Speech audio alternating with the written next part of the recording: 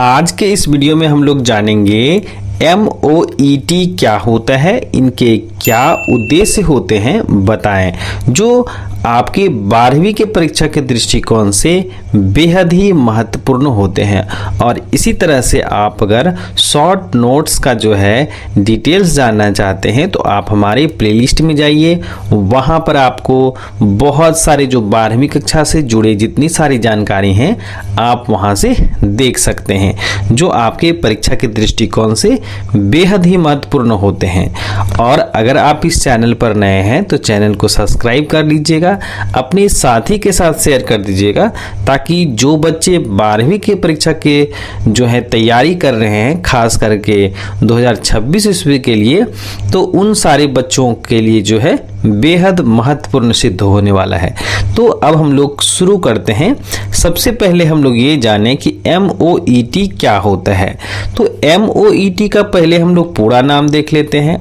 MOET का जो पूरा नाम होता है वो होता है मल्टीपल, क्या होता है, मल्टीपल ओव्यूलेशन एम्ब्रायो ट्रांसफर।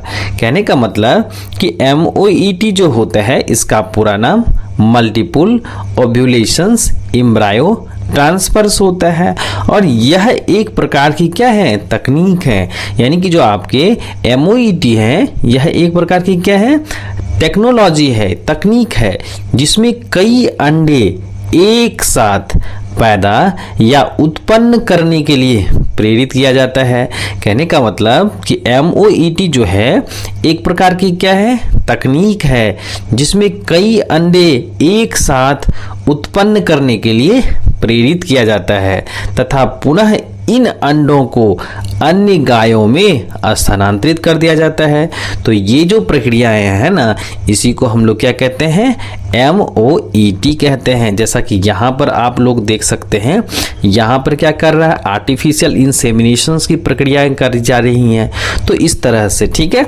चलिए अब हम लोग आगे देखते हैं कि इस तकनीक में गाय को FSH यानी कि फॉलिकल स्टिमुलेटिंग हार्मोन्स दिया जाता है। अब क्यों दिया जाता है, ताकि वह एक ही समय में कई अंडे उत्पन्न कर सके। कहने का मतलब कि जो गायों में हम लोग क्या करते हैं, FSH देते हैं, यानी कि फॉलिकल स्टिमुलेटिंग हार्मोन्स देते हैं, ताकि वह क्या कर सके, एक ही समय में कई अंडे उत्पन्न कर सके।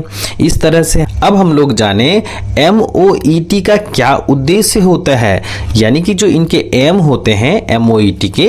पहला हम लोग देख लेते हैं कि इस तकनीक का उपयोग पशुधन की गुणवत्ता में सुधार करने और कम समय में अधिक संख्या में हाइब्रिड पैदा करने के लिए किया जाता है।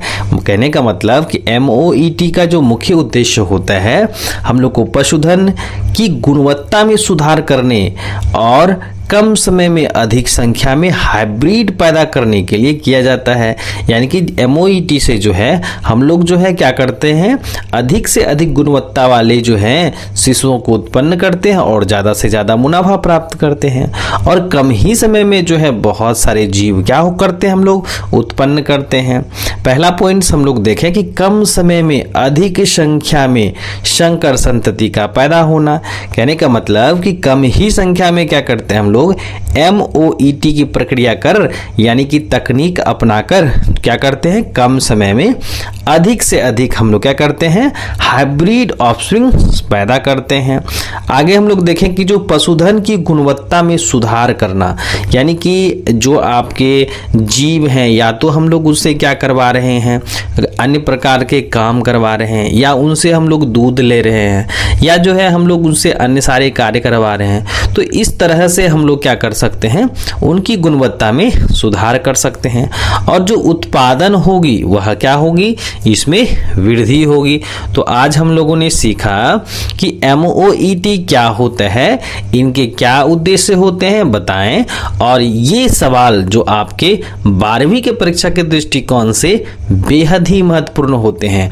और अगर आप इस तरह से बहुत सारे इम्पॉर्टेंट जो आपके प्रश्न पत्र हैं जो आपके 12वीं के परीक्षा में पूछे जाते हैं, अगर आप देखना चाहते हैं तो आप हमारे प्लेलिस्ट में जाइए, वहां पर आपको जो है बहुत सारे जो हैं शॉर्ट और लॉन्ग टर्म में जो क्वेश्चन पूछे जाते हैं उसका हम लोगों ने जो है डिस्क्रिप्शन करा हुआ है, तो आप जाएं और जो है वहां पर सीख सकते हैं। और अगर आप जो है विभिन्न जीव विज्ञान से संबंधित जो है आप अलग अलग टॉपिक्स पर अंतर देखना चाहते हैं, यानी डिफरेंट बिटवीन देखना चाहते हैं, तो आप हमारे प्लेलिस्ट में जाइए, वहां पर आपको डिफरेंट बिटवीन प्लेलिस्ट मिलेगा, तो उसमें आप जाकर के आसानी से देख सकते हैं और अपनी ज़रूरत के हिसाब से नोट्स भी कर सकते हैं।